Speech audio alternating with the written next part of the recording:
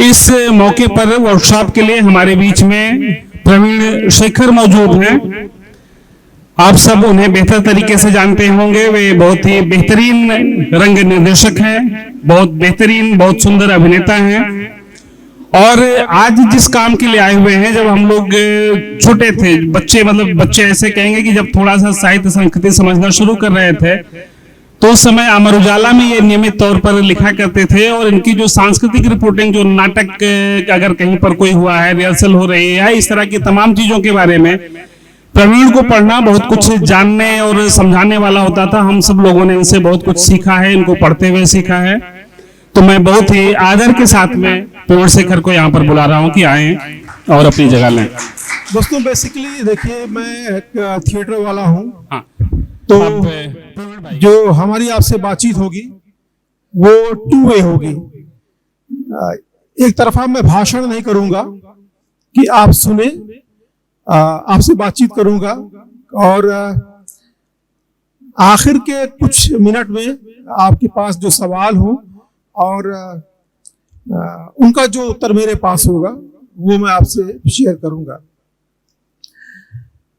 देखिए, पहले तो राजकमल प्रकाशन का बहुत शुक्रिया। और मैं इस पूरी कार्यशाला में एक तरह का सिफारिशी वक्ता हूँ।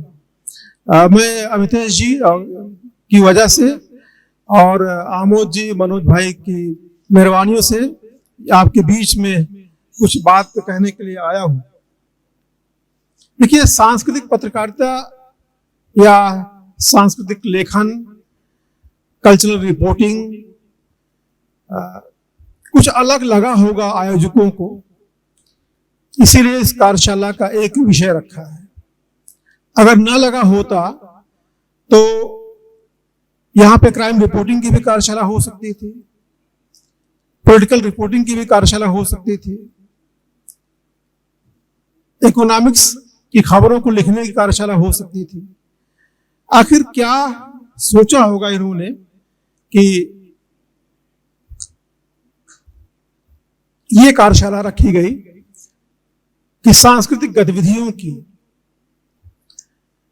अब आपके सामने पहला सवाल तो यही हो सकता है कि आखिर सांस्कृतिक रिपोर्टिंग में क्या क्या विषय हो सकते हैं। आप सब पढ़े लिखे लोग हैं और कम से कम बीए एमए रिसर्च के विद्यार्थी होंगे, और आपको पता है कि कला, साहित्य, पेंटिंग, स्कल्पचर, फोटोग्राफी, जो भी फाइन आर्ट्स है, ललित कलाएं हैं, जो भी परफॉर्मिंग आर्ट्स है, प्रदर्शनकारी कलाएं हैं, चाहे वो टेंजिबल हो चाहे वो इनटेंजिबल हो, यानी मूर्त हो या अमूर्त हो, किसी भी रूप में हो, चाहे कोई अनुष्ठान हो, रीति रिवाज हो, रिचुअल हो, सब कुछ हमारी संस्कृति का हिस्सा है। और इसको लिखना, इसको दर्ज करना, इसको रिपोर्ट करना, इसे डॉक्यूमेंट करना क्यों जरूरी है, ये आप महसूस करते होंगे। क्योंकि दरअसल ये अपने कल्चर को, अपने सिविलाइजेशन को, अपनी परंपरा को, अपने मूल्य को, अपनी अस्मिता को बचाना, सहेजना, डॉक्यूमेंट करना और आगे की जनरेशन में पहुंचा देना, उसका ये मतलब होता है। और बहुत से कारण हो सकते हैं, आपकी सूची हो सकता है लंबी हो, लेकिन अभी सीमित समय में हम लोग इसी पर बात कर सकते हैं। और पहला सवाल अभी आपसे पूछूं मैं यहाँ पे कि आप जब इस कार्यशाला के लिए आ रहे थे, घर से चले होंगे या क्लास से आए होंगे, तो रास्ते में आपने क्या क्या देखा? आप 30 सेकंड अपने आप से सोचिए कि आपने क्या क्या देखा। आप याद कर रहे होंगे कोई मोटर गाड़ी, स्कूटर, ट्रैफिक। मैं सायास तरीके से देखने की बात कर रहा हूं। जो चीज आपने देखा होगा आज, वो रोज देखते होगे, जबकि रोज वो नहीं दिखता जो आपने कल देखा था। आप यहां आ रहे थे तो कितने पेड़ पौधे देखे, किस चीज के पेड़ थे, किस चीज के पौधे थे, उनकी पत्तों का रंग क्या था, उनमें फल कौन से थे, उनमें फूल कौन से थे, लोग दिखे तो उनका चेहरा कैसे था।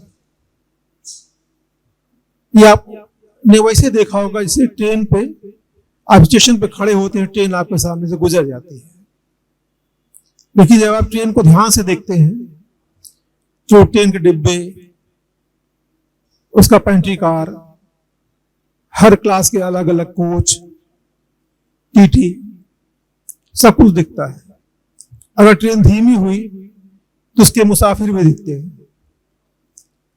अगर ट्रेन और धीमी हुई तो उन मुसाफिरों की हरकतें, उनकी देह भाषा, उनका बॉडी लैंग्वेज वो भी दिखता है। दरअसल यही देखना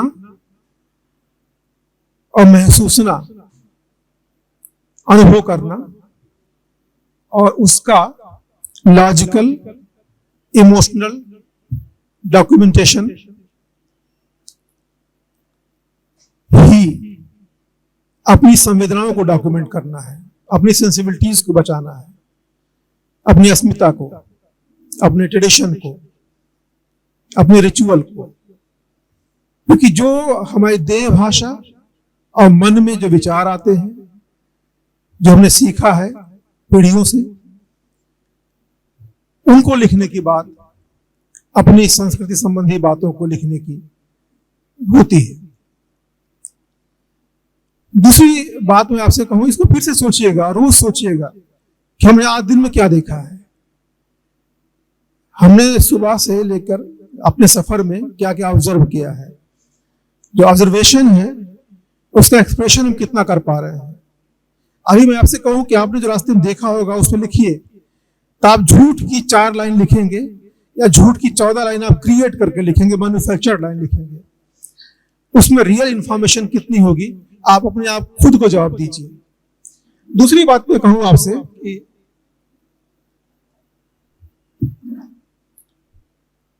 एक आधुनिक इंसान को, एक मॉडर्न मैन को, एक मॉडर्न वुमन को क्या क्या जानना चाहिए। आप कहते हैं ना, आप आज के जमाने के स्टूडेंट हैं, आज के जमाने के युवा हैं, आज के जमाने की युवती हैं, युवक हैं, तो आपको क्या क्या जानना चाहिए। क्या आप कहेंगे कि या कहीं ये उत्तर देंगे कि मॉडर्निटी मतलब, मॉडर्न युवा मतलब एडिडास, नाइकी, वर्साचे, मोबला, गुची, लेवाइस, बीएमडब्ल्यू, वर्साचे,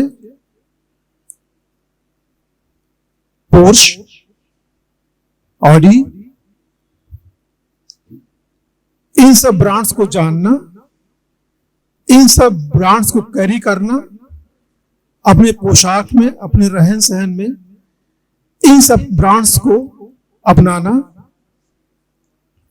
मॉडर्न होने की निशानी है, या मान लीजिए हो सकती है। ठीक है, ये तो मैंने बात की अटायर की, आपके ऊपर जो आपकी बाहरी दिखेगा आपको। जरा ख्याल की बात कर लें, सोच की बात कर लें। एक मॉडर्न मैन को क्या क्या जानना चाहिए। अगर वो हिंदुस्तान का उत्तर भारतीय युवक है, जहां के आप हैं, तो आपको क्या जानना चाहिए। एक मॉडर्न मैन अपनी यूनिवर्सिटी को जानेगा। जब अपनी यूनिवर्सिटी को जानेगा तो देश की दूसरी तमाम यूनिवर्सिटीज को जानेगा। जब यूनिवर्सिटीज को जानेगा तो अपनी शिक्षा व्यवस्था को भी जानेगा, हम क्या क्या पढ़ते हैं उसे जानेगा। अगर हम एक डेमोक्रेसी में जी रहे हैं तो डेमोक्रेसी क्या होती है उसे जानेगा। एक मॉडर्न मैन अगर डेमोक्रेसी जानेगा तो फैसिज्म क्या है वो भी जानेगा, कम्युनिज्म क्या है वो भी जानेगा। जब ये जानेगा तो वो महात्मा गांधी को जानेगा ना, और जब महात्मा गांधी को जानेगा तो कार्ल मार्क्स को भी जानेगा वो। जब कार्ल मार्क्स को जानना चाहिए उसको मॉडर्न होने के लिए, तो वेदांत दर्शन को भी जानना चाहिए उसको, अद्वैत दर्शन को भी जानना चाहिए। इंडियन फिलॉसफी जानेगा ना वो, वेदांत को, अद्वैत दर्शन को, सांख्य दर्शन को, चारवाक को, स्पिनोजा को, इसको जानेगा ना।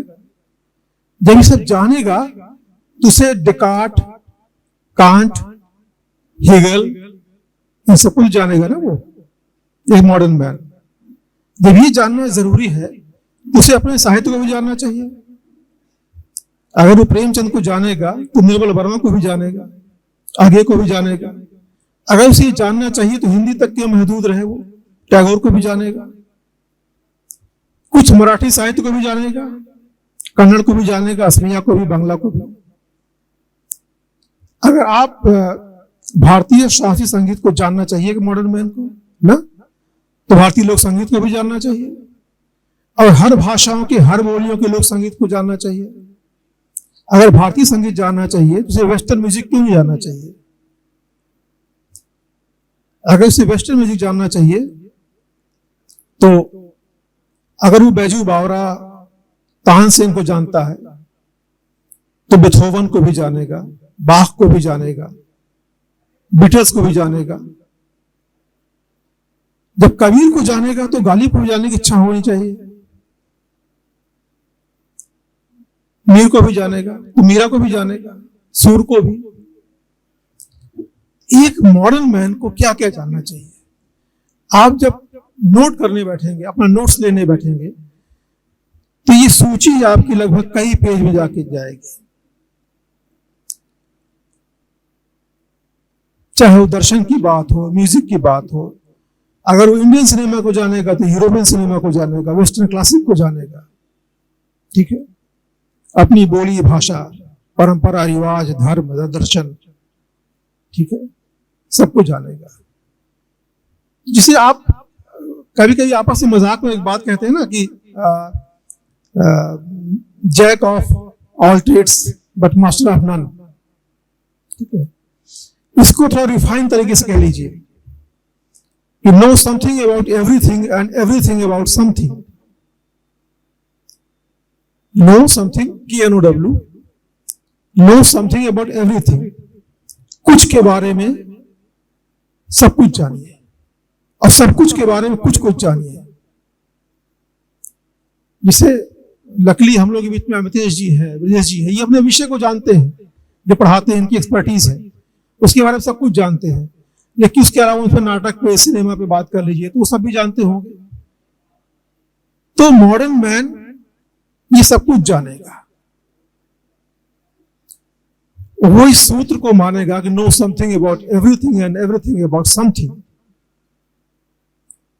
अपने विषय को आप जानिए, उसे माइन्यूटली जानिए, एब्सोल्यूट ढंग से जानिए, डिटेल में जानिए। उसे कहते हैं कि दाना दाना जानना चाहिए, जिस विषय के आप विद्यार्थी हो, जो विषय आपको पढ़ना हो। लेकिन आपको विज्ञान भी जानना होगा, आपको अर्थशास्त्र भी जानना होगा, अगर आज के जमाने में रहना है तो आपको राजनीति भी जानना होगा, आपको भाजपा, कांग्रेस, कम्युनिस्ट सबको जानना पड़ेगा, बसपा, सपा, सबको जानना पड़ेगा। तभी आप एक आधुनिक युवा या आधुनिक युवती कहलाएंगे। अब आप अपने मन में तुलना कर लिए, जिन ब्रांड्स का नाम मैंने शुरू में गिनाया, क्या वो या क्या इन सबको कैरी करना, इन सबको ओन करना, इन सबके जीना, इन सबके साथ जिंदगी गुजारना मॉडर्निटी है कि नहीं है? दरअसल दोस्तों, इन्हीं सबको जानना अपनी संस्कृति को जानना है। इसी को सचेत और अवेयर ढंग से डॉक्यूमेंट करना ही सांस्कृतिक रिपोर्टिंग है। हिंदी अखबारों में मैंने कुछ शब्दावली पे आप अन्यथा मत लीजिएगा, केवल वो पॉपुलर किस्म की शब्दावली का इस्तेमाल करने जा रहा हूं। अब से 20 साल पहले तक हिंदी के अखबारों में, हिंदी के सांस्कृतिक रिपोर्टिंग या सांस्कृतिक संवाददाता की हैसियत वही थी जो बहुत संपन्न सामंतवादी समाज में दलितों और शूद्रों की होती रही, कभी रही होगी। जो हनक होती रही है वो क्राइम रिपोर्ट करने वाले की, पॉलिटिक्स में खबर लिखने वाले की, या इकोनॉमिक्स पे लिखने वाले की, या जो कानून का एक संवाददाता हुआ करता है उस पर होती थी। अभी भी अखबारों में, हिंदी के अखबारों में ज्यादातर कुछ लोगों को जब सजा दी जाती है तो उन्हें कल्चर की बीट पे लगा दिया जाता है। हिंदी में पहला अखबार था जनसत्ता, जिसने कल्चर को एक बीट मतलब जिसे आप फील्ड कहते हैं ना, वैसे अखबार की भाषा में उसे बीट कहते हैं, उस बीट पे एक अलग से रिपोर्टर काम करता था। लेकिन अब सोचिए कि इनमें सबसे जब सांस्कृतिक संवाददाता की क्या महत्व होना चाहिए। देखिए समय कम है इसलिए थोड़ा तेजी से मैं भागूंगा, लेकिन अगर आपको लगे कि इस पर और बातचीत करनी है, आपको और बातचीत करने का मन है, तो मुझसे अलग से बात कर सकते हैं और इस विषय के विशेषज्ञ अमरीश जी यहाँ पे हैं, उनसे बात कर सकते हैं। जैसे आप जो खबरें लिखते हैं, राइटिंग की बात कर ली जाए, आप जो खबर लिखते हैं, न्यूज लिखते हैं, तो किन बातों का ख्याल रखते हैं? पत्रकारिता कक्षा में अमरीश जी ने आपको बता रखा होगा या बताएंगे कि जब एक होता है कि 5W1H, 5W मतलब व्हाट, व्हेन, वेयर, होम, ऐसे, H मतलब हाउ, ठीक है। तो जो 5W है और 1H, इसका उत्तर सबसे पहले आपको मिले। खबर में पहले यही होनी चाहिए। जैसे आप जब कोई खबर सुनते हैं, मान लो किसी ने आपसे कहा कि चौराहे पर एक्सीडेंट हो गया, अब उसे बता दिया चौराहे पर, आपके पास जगह क्लियर है, आप पूछेंगे किसका हुआ, कितने लोग चोट लगी, कोई मरा तो नहीं। तो जो जो सवाल आपके मन में आते हैं किसी घटना को लेकर, ये जो 5W और 1H बताया गया, ठीक है, ये मैं खबर लिखने की बात कर रहा हूं। और जब आप कल्चर का ट्रीटमेंट करेंगे तो अलग ढंग से करेंगे। इनका उत्तर पहले मिलना चाहिए। तो एक खबर की शुरुआत में तो ये आप लिख सकते हैं और इनका जवाब मिल जाए, क्योंकि आप पहले ही जानना चाहते हैं किसी भी खबर में। जैसे आप इस अगले सत्र की गोष्ठी को कवर कर रहे हो तो पहले लोग पूछेंगे कि वहां क्या हुआ, कौन करवा रहा था, कौन कौन था, क्या बोला गया, ठीक है। तो इन सब का जवाब जो आप पहले जिनका जवाब तलाशते हैं वो सबसे शुरू में लिखते हैं। लेकिन एक होता है कि ये पिरामिड है, पिरामिड को उल्टा कर दीजिए, इन्वर्टेड पिरामिड उसे कहते हैं पत्रकारिता की भाषा में, लैंग्वेज में। जैसे सबसे ऊपर अगर पिरामिड को, त्रिभुज को उल्टा कर दें तो सबसे ऊपर के हिस्से में जो लीड होगा वो आएगा, यानी जो 5W1H का जो उत्तर होगा वो सबसे ऊपर आएगा। उसके बाद उसकी डिटेल्स आएंगी, बॉडी, इसमें क्या क्या और इंफॉर्मेशन आई आपको, आखिर में जो बची इंफॉर्मेशन है उसे टीएल कहते हैं, और जो अदर जनरल इंफॉर्मेशन हो वो आप बांट सकते हैं। लेकिन जब आप कल्चर की खबर को रिपोर्ट करते हैं तो ये कुछ ग्रामर को, इस रूल को, ये हो सकता है कोई इस बात पे मुझे गालियां दे या मना करे कि मैंने गलत बता दिया। अगर ऐसा है तो मैं गलत बता सकता हूं कि आप इस रूल को कभी तोड़ सकते हैं। मैं इसे कहता हूं कि रचनात्मक तोड़फोड़। अगर आपको कुछ अच्छा करने के लिए एक रचनात्मक तोड़फोड़ करनी हो, किसी ग्रामर को उलटना पुलटना हो, तो कर देना चाहिए। कल्चर की खबरों में, आर्ट की खबरों में, फोटोग्राफी, पेंटिंग, सिनेमा, इन सबको लिखते हुए आप एक नया तरीका इजाद कर सकते हैं। लेकिन वो तरीका क्या हो कि सबसे ज्यादा रीडरशिप अट्रैक्ट करने की, यानी पाठकों को, पढ़ने वालों को जोड़ने की, उनसे कनेक्ट करने की, पहली शर्त होनी चाहिए। जब आप किसी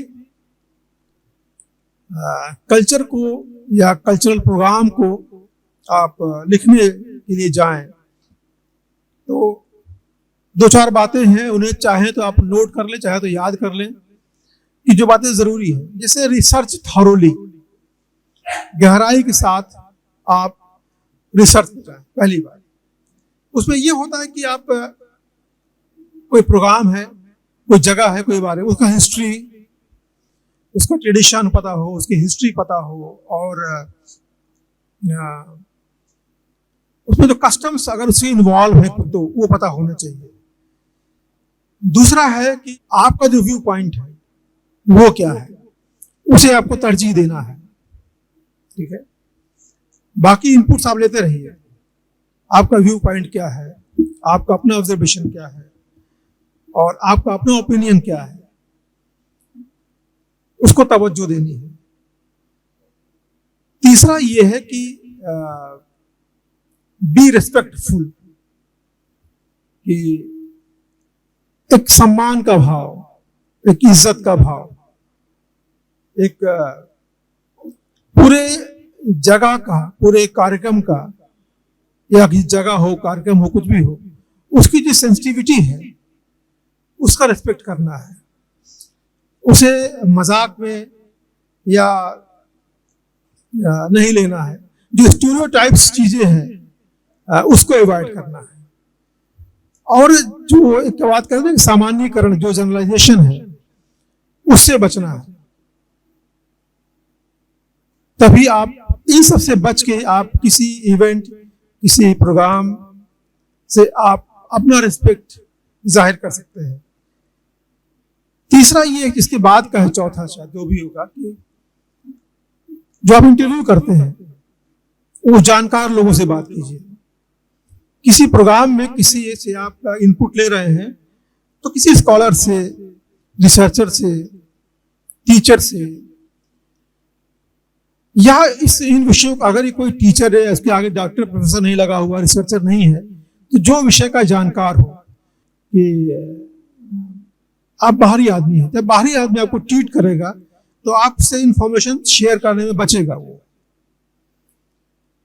वैसे ही कैलकुलेटेड इंफॉर्मेशन शेयर करेगा, सारी बातें नहीं बताएगा। जब लगेगा आप उसके अपने आदमी हैं, अपने बीच के हैं, तब आपसे बात करेगा। एक डॉक्यूमेंट्री हम लोग शूट कर रहे थे, तो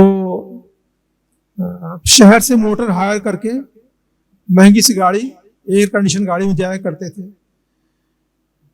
जैसे गाड़ी थी वैसे पहनावा सब लोगों का रहता था। तो उड़ीसा के आदिवासी ग्रामीण क्षेत्र के लोग बात करने से कतराते थे, बचते थे, कुछ निकल नहीं पा रहा था। 3-4 दिन में जब गांव की बस में जाके सामान्य कपड़ों में धक्के खाते हुए जाते थे और अलग से ना दिखने की चाह को खत्म करके जाते थे, तब वो इंफॉर्मेशन मिलनी शुरू हुई। ठीक है, सोसाइटी से, कम्युनिटी से आपका एंगेजमेंट कैसे होगा कि आप उस इवेंट में, वहां के आसपास जो इवेंट होते हैं, एग्जीबिशन होती है, प्रोग्राम होते हैं, शोज होते हैं, उनमें जाया कीजिए। उनमें जाने से आपको फर्स्ट हैंड इंफॉर्मेशन मिलेगी। आपको सीधे कोई आपसे बात करेगा, किसी वाया थ्रू किसी से बात करने नहीं आएगा आपसे। ठीक है, कोई शो हो रहा हो, कोई परफॉर्मेंस हो रही हो, कोई एग्जीबिशन हो, कोई मेला हो, कोई ठेला हो, वहां जाया करिए। दूसरा कि एक स्टोरी टेलिंग, टेल स्टोरी, कहानियां बताया करिए। इसे कहते हैं अंग्रेजी में एनेक्डोट्स, वो इस्तेमाल कीजिए लिखने में। समुदाय के बीच में सुने जाने वाली कहानियां, कोई केस स्टडी जो आपने ऑब्जर्व की हो, उसको बताया कीजिए आपस में। मतलब लिखने में उससे होता यह है कि ना, कि आपको लगता है कि पढ़ने वाले को या सुनने वाले को या देखने वाले को, चाहे प्रिंट मीडिया में, चाहे ऑडियो जर्नलिज्म में, चाहे टेलीविजन में आप जाएं, तो देखने, सुनने, पढ़ने वाले को लगता है कि ये इस रिपोर्टर के पास, इस राइटर के पास, इस रिसर्चर के पास फर्स्ट हैंड इंफॉर्मेशन है। आपको जब एनेक्डोट्स और नैरेटिव, उसके हाइलाइट्स वो सब पता होंगे, तो आप पे जो क्रेडिबिलिटी है, जो विश्वास है लोगों का, वो जमता है। इसके बाद कि जो करंट सिचुएशन है उसके साथ कॉन्टेक्स्ट को जोड़ने और हिस्ट्री को जोड़ने की या ट्रेडिशन को जोड़ने की कला आप में आनी चाहिए। कि कोई अगर मेला चल रहा है तो उसकी हिस्ट्री से, उसकी समसामयिकता या आज के जमाने से उसका क्या कनेक्ट होता है, क्यों चल रहा है, ये कुछ गड़बड़ियां अगर आई हैं उसके अंदर, उस रिचुअल के थ्रू या किसी माध्यम से, तो उसको आपको अंडरलाइन करना चाहिए। जो करंट इवेंट्स हुए हैं उससे कोई कनेक्शन बनता है तो वो भी आपको शेयर करना चाहिए। और हमेशा रिच डिस्क्रिप्शन में जाना चाहिए, जिसे हम लोग बहुत भदेश भाषा में कहते हैं कि झल्ला उड़ान नहीं, डाइवर्सिटी ऑफ सोर्सेस, कि आप किसी एक सोर्स पे भरोसा मत कीजिए। आपके जो डिफरेंट सोर्सेज हैं, जो डाइवर्सिटी है, जो आपके स्रोत की जो विविधता है, वो आपको जानना चाहिए। कि मान लीजिए किसी इस गोष्ठी के बाद, यहां बातचीत के बाद, कार्यशाला के बाद कोई अखबार वाला आए और वो केवल प्रदीप्त को पकड़ ले कि उस गोष्ठी में क्या क्या हुआ, तो प्रदीप्त बहुत मुमकिन है कि जो उनका ओपिनियन राजकमल प्रकाशन के लिए, जो मैं उनका ओपिनियन मेरे लिए, जो उनका ओपिनियन पूरे आयोजन के लिए होगा, तो वो कह सकते हैं, खारिज कर सकते हैं कि बहुत बकवास कार्यशाला थी। इसे डिफरेंट सोर्सेज आजमाया कीजिए। तो उसके लिए एक समझदार आदमी की नीतीश से ही बात करेगा और लोगों से बात करेगा कि वहां क्या हुआ, फिर वो बात करेगा, आयोजकों से बात करेगा, तो ये पूरा व्यू पॉइंट, पूरा पिक्चर क्लियर होगा। कभी भी एक सोर्स पर रिलाई मत कीजिए, ठीक है। दूसरा ये है कि मैं कहता हूं कि ऑलवेज स्टे एथिकल, हमेशा एथिक्स को फॉलो कीजिए। एक जब आप सेंसिटिव टॉपिक टच कर रहे हो, मान लीजिए कि अगर आप कल्चरली रिपोर्ट करना, आपको मणिपुर में जाना हो अभी, तो आप मैतेई, नागा, कुकीज के बीच का जो कॉन्फ्लिक्ट है, जो उस विषय की जो सेंसिटिविटी है, जो संवेदनशीलता है, आपको ऐसा कुछ लिखना होगा कि वो संघर्ष, वो दूरी और बढ़े नहीं, वो खत्म हो या कम हो, ठीक है। तो जो बातचीत करें आप, तो उसकी गंभीरता को, उसकी संवेदनशीलता को संभालना होगा। और जो पर्सनल स्टोरीज हैं, तस्वीरें हैं, फोटोग्राफ हैं, उनको लिखने के लिए, छापने के लिए, यूज करने के लिए बिना परमिशन के नहीं करना चाहिए। किसी महिला ने अपने साथ हुए दुर्व्यवहार की कहानी सुनाई, अगर उसने मना किया कि उसका नाम नहीं आना चाहिए, तो नहीं आना चाहिए, ठीक है। ये एथिक्स किसी इंडिविजुअल की, पूरे कम्युनिटी की एथिक्स आपको जानना चाहिए। और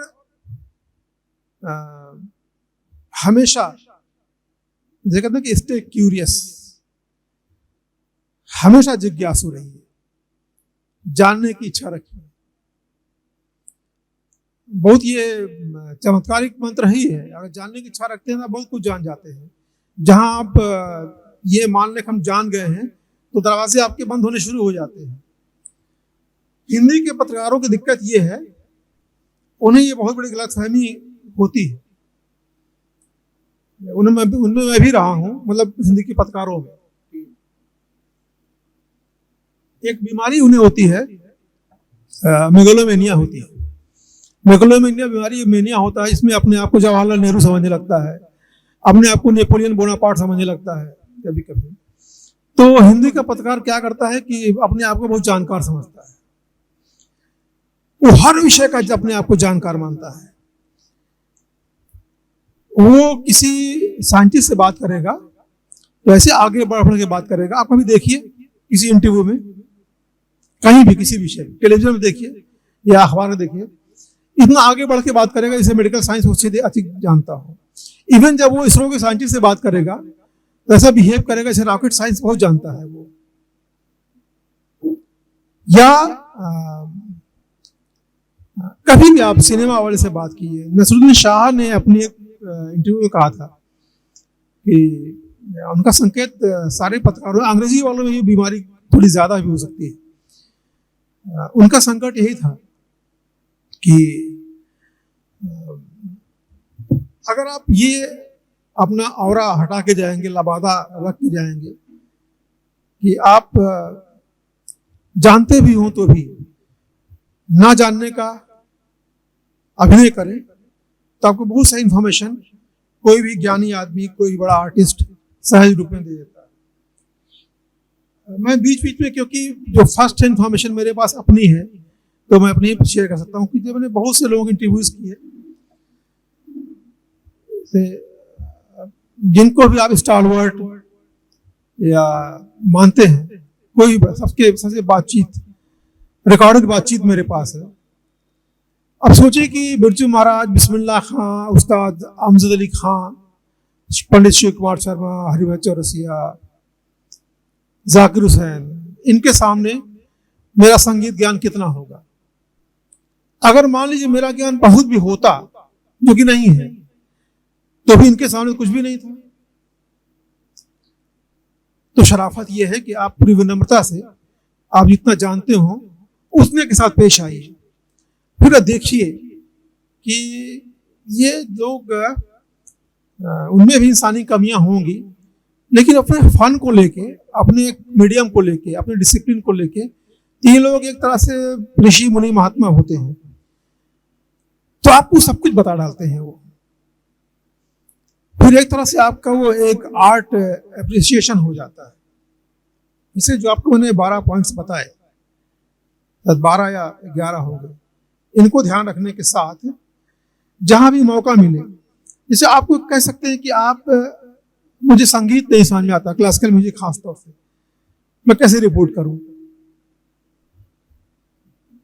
इसका अगला उत्तर, जवाब ये है, सवाल ये है कि आपने संगीत सुनने की कितनी कोशिश की। आप कितने म्यूजिक कंसर्ट में गए, जाके आप 2 घंटा 1 घंटा ऐसे बैठे रह गए, केवल सुनते रह गए। आप उसे कह सकते हैं कि मुझे रजा की, सूजा की, रैम्ब्रा की, निकोलस रोरी की पेंटिंग नहीं समझ में आती है। अपनी आत्मा पर हाथ रख के अपने आप से पूछिए कितनी पेंटिंग गैलरी में गए आप पिछले 2-3 साल में, जहां पेंटिंग देखी आपने देखने की कोशिश की।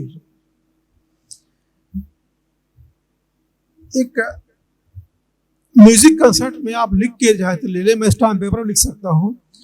अगर आप 5 म्यूजिक कंसर्ट में बिना किसी मकसद के जाके 1.25 घंटे 1.5 घंटा बैठ जाइए और सुनते रहिए।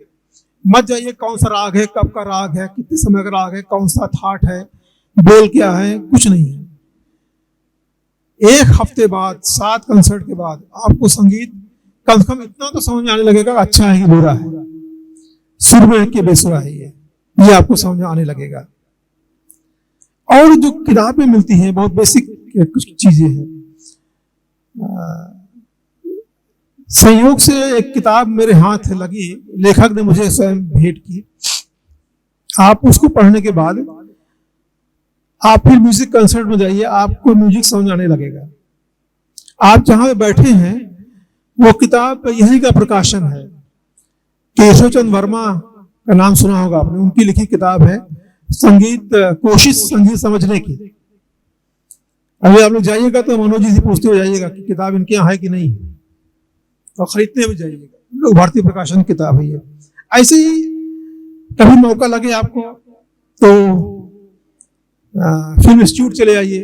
पहले वो 6 महीने का एक कोर्स होता था वहां पे, फिल्म एप्रिसिएशन कोर्स, अब 20 दिन का होता है, 20 दिन का कोर्स होता है, जाके फिल्म, जिसे कहते हैं कि फिल्म रसास्वादन पाठ्यक्रम, उसको देखने के बाद आपको फिल्म में समझ में आने लगेगी।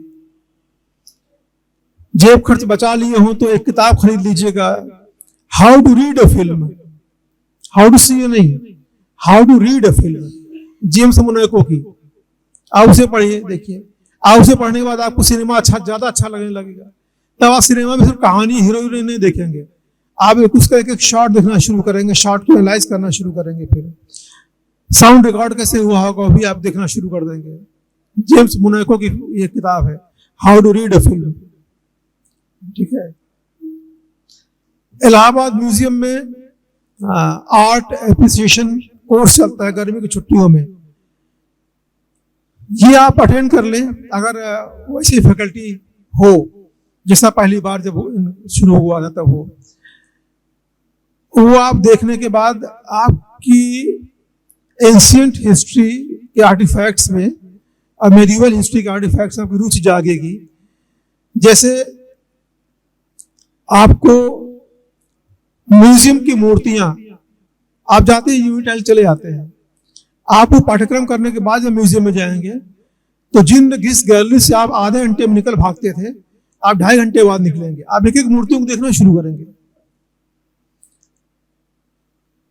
आपके पास इंफॉर्मेशन होगी ना, तो आप बुद्ध की आपने एक मूर्ति देखी, तो आप बुद्ध की जब मूर्ति को लंबे कान देखेंगे तो आपको समझ में आएगा ये तो गांधार शैली है।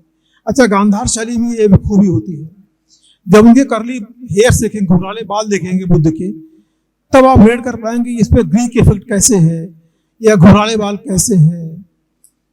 तो पूरी एक हिस्ट्री आपके सामने होती है। आपके सामने जब पूरी हिस्ट्री सामने होती है तो उस कलाकृति का महत्व आपके लिए बढ़ जाता है। आपके पास एक वो बुद्ध का चेहरा ना होके आपके सामने हिस्ट्री की किताब होती है, कितनी सारी इंफॉर्मेशन आपके सामने होती है, ठीक है। एक तो अगर आर्ट एंड कल्चर पे लिखना चाहते हैं तो म्यूजिक कंसर्ट्स में, पेंटिंग गैलरीज में, स्कल्पचर गैलरीज में जाना शुरू करें, इनके रिव्यूज पढ़ना शुरू करें, और फिल्म एज ए फिल्म तो देखिए, लेकिन कुछ अच्छा सिनेमा दुनिया का जो है, कम से कम 100-150 फिल्में ऐसी हैं, अब तो सब मिल जाती हैं सहज रूप में, पहले बहुत स्ट्रगल था एक फिल्म हासिल करने में। उन फिल्मों को देखने के बाद जब आप फिल्म देखना शुरू करेंगे, चाहे अपनी हिंदी फिल्म हुई हो, आपका देखने का नजरिया, आपका देखने का दृष्टिकोण वो बदल चुका होगा, ठीक है। और जब भी हिंदी में लिखें तो और अंग्रेजी में लिखें तो 2-3 मोटी मोटी बातें और बता दूं 5-7 मिनट में, कि वाक्य छोटे होने चाहिए, हमेशा छोटे छोटे वाक्य लिखने चाहिए, और पैराग्राफ छोटे होने चाहिए। जब भी आप अखबार के लिए लिख रहे हो या मैगजीन के लिए लिख रहे हो, बहुत बड़े बड़े पैराग्राफ या बहुत लंबे वाक्य हो जाते हैं, कोई नहीं पढ़ना चाहता, समझ में नहीं आता है। और बहुत भारी भरकम शब्दावली से बचना चाहिए, जहां जरूरी हो वो लिखिए, और अनावश्यक विश्लेषण से बचिए, बेवजह डिस्क्रिप्शन। अपनी इन्फॉर्मेशन के लिए इसके पहले मैंने कहा कि आपको डिस्क्रिप्शन रिच होना चाहिए, यहां में करना बचिए। यहां ये विवेक की बात है कि आपको कितनी इंफॉर्मेशन किस कॉन्टेक्स्ट में देनी है। आपके पास सूचनाएं तो ज्यादा होनी चाहिए, कितना आपको देना है, कितना वर्ड लिमिट है, कि क्या कॉन्टेक्स्ट है, क्या रेफरेंस है, उसके हिसाब से आप उसको शेयर करेंगे। नाम, जो आंकड़े होते हैं और जो एड्रेस वगैरह होता है, आपको कंफर्म आप हो तभी आप लिखिए। अगर आपको डाउट हो रहा है तो आप मत लिखिए, कोई आंकड़ा हो, कोई डेटा हो, कोई नाम हो किसी का, मत लिखिए। अंग्रेजी के न्यूज रूम में अक्सर अखबारों में जो एडिटोरियल होता है, एक बात वो चलती है कि when in doubt cut it out. आपको जब डाउट हो तो काट दीजिए उसको। यानी गलत इंफॉर्मेशन देने से अच्छा है कि मत देना। चौक में आग लग गई, आपको पता नहीं कि वहां कितने लोग जले हैं, तो झूठ क्यों फैलाना कि वहां 19 लोग जल गए हैं, 28 लोग क्यों जल गए हैं। ठीक है, तो उनसे बचिए। और किसी भी जब कंट्रोवर्शियल कोई विवादित मामला हो तो दोनों पक्षों की बात रखिए। यहां पे अगले सत्र में प्रणय कृष्ण किसी के खिलाफ बोल गए मान लीजिए, तो आपकी कोशिश होनी चाहिए कि जिसके खिलाफ बोले हैं उनसे एक बार फोन में बात कर लीजिए कि आपके लिए प्रणय ने ये कहा है, आपको कुछ कहना है। सलीका तो यही है, एथिक्स यही है। ठीक है, आप दोनों पक्षों की बात रखें, किसी के बारे में एक तरफा नहीं होना चाहिए। और हमेशा जो क्वेश्चन मार्क हेडिंग में या जो एक्सक्लेमेटरी मार्क है, उन्हें विस्मय बोधक चिन्ह है या जो प्रश्नवाचक चिन्हों से बचिए। अरे आपका काम जवाब देना है, बता, सवाल पूछना नहीं है। आप तो उसकी जिज्ञासाओं का समाधान कर रहे हैं ना, तो आप का काम जवाब देना है। ठीक है, और कभी भी इमोशन में मत आइए, जज्बात में मत बहिए। किसी सेशन में कोई कवि, कोई वक्ता रोते हुए कोई बात कह दी आपने, तो आप उसके साथ भावुक मत हो जाइए। आप उसमें सोचिए कि क्यों रोया होगा, ये क्या वजह की, उससे आप लॉजिक बढ़ाइए अपना। ठीक है, तो इन सबको रख के आप बातों को ध्यान में लिखने की कोशिश करेंगे। और मुझे 1:15 बजे खत्म करने के लिए कहा गया था, थोड़ी देर और है। अगर आपके पास कोई सवाल हो तो पूछ सकते हैं, लेकिन उसके पहले 2 असाइनमेंट।